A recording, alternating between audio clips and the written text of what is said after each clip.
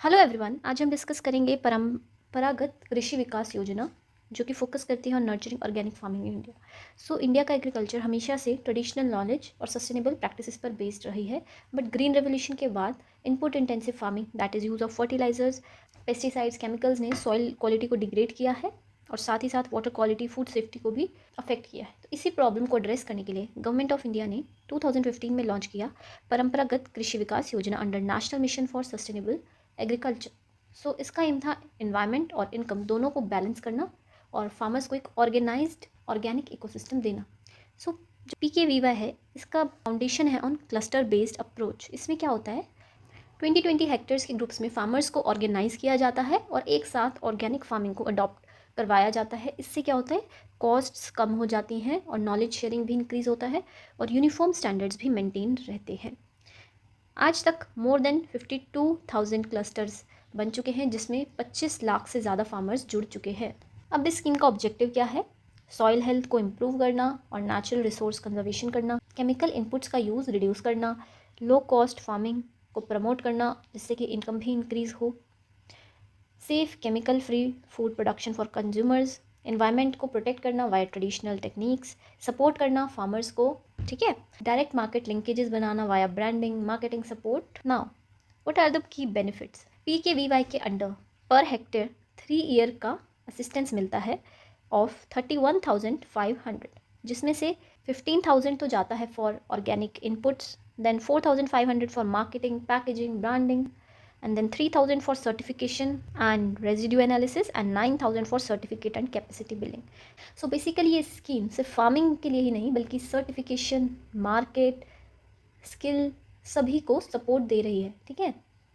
Now farmers कैसे इसके लिए अप्लाई कर सकते हैं, ठीक है, वो देखते हैं। तो कोई भी फार्मर्स और इंस्टीट्यूशंस इसके लिए अप्लाई कर सकते हैं, बट एक लैंड होल्डिंग लिमिट है ऑफ 2 हेक्टेयर्स, ठीक है। मैक्सिमम आप 2 हेक्टेयर्स ही होने चाहिए, इससे ज़्यादा पे you can't apply. All farmers and institutions are eligible to apply under this scheme, but condition क्या है, जो फाइनेंशियल असिस्टेंस होती है वो मैक्सिमम 2 हेक्टेयर्स के लिए ही दी जाती है, ठीक है।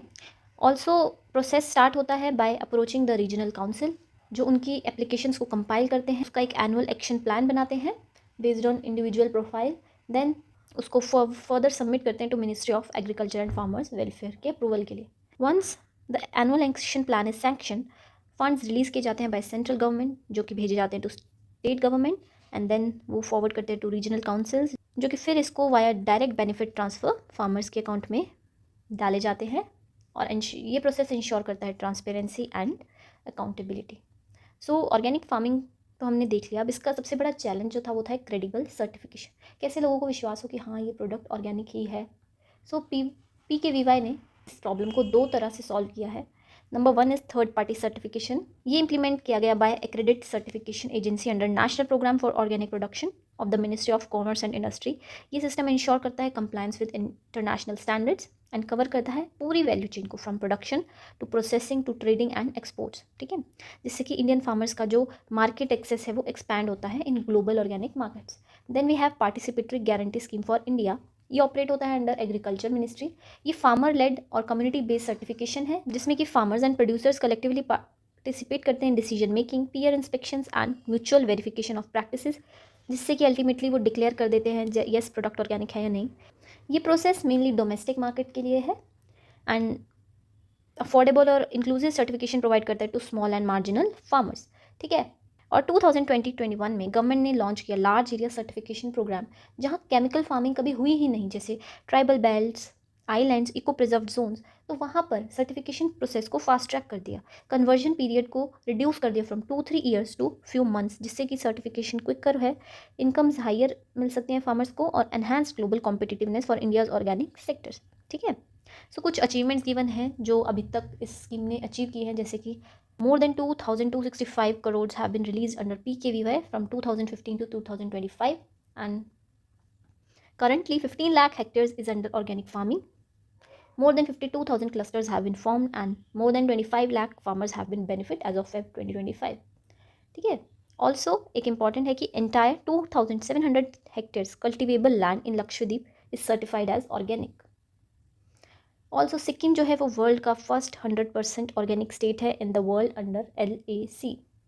ऑल्सो जैविक खेती पोर्टल पर 6.23 lakh farmers, 19,000 local groups, 89 input suppliers and more than 8,000 buyers are registered. तो जैविक खाद्य पोर्टल जो है वो डेवलप किया गया है as an online platform to promote direct sale of organic products from farmers to consumers. Basically ये फार्म टू फोक मॉडल पर बेस्ड है। तो PKVY सिर्फ एक फार्मिंग स्कीम नहीं बल्कि एक मूवमेंट है। ये दिखाता है कैसे ट्रेडिशनल इंडियन फार्मिंग प्रैक्टिसेस को मॉडर्न सर्टिफिकेशन और डिजिटल टूल्स के साथ जोड़कर हमें ग्रीनर, हेल्दियर और सेल्फ रिलायंट भारत बना सकते हैं।